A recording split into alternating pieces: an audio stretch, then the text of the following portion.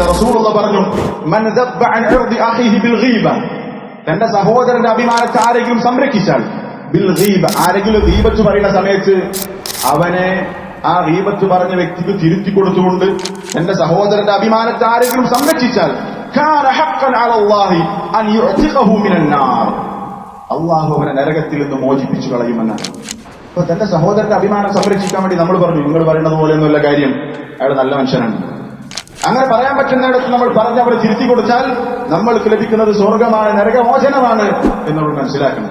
റസൂൽ സല്ലല്ലാഹു അലൈഹി വസല്ലം പറഞ്ഞു, മൻ റദ്ദ അൻ ഇർദി അഖീഹി, ആരെങ്കിലും തന്റെ സഹോദരന്റെ അഭിമാനം ക്ഷതം വരുത്തുന്ന സമയത്ത് അവൻ എതിർത്തുകൊണ്ട് ശക്തമായ രൂപത്തിൽ അവനെ സപ്പോർട്ട് ചെയ്തുകൊണ്ട് അവനെ സംരക്ഷിച്ചാൽ, റദ്ദല്ലാഹു അൻ വജ്ഹിഹി നാറ യൗമൽ ഖിയാമ, ഖിയാമത്ത് നാളിൽ അല്ലാഹു തആല അവന്റെ മുഖത്തെയും നരകത്തെ തൊട്ട് തടയും. തന്റെ സഹോദരനെ കുറിച്ച് മോശം പറഞ്ഞു പറയല്ലേ എന്ന് പറഞ്ഞ് തടഞ്ഞു. അവന്റെ അഭിമാനം സംരക്ഷിച്ചാൽ അതിന് പകരം അല്ലാഹു കൊടുക്കുന്നത് നരകത്തിൽ നിന്ന് അവന്റെ മുഖത്തെ അല്ലാഹു തടയുമെന്നുള്ളതാണ്.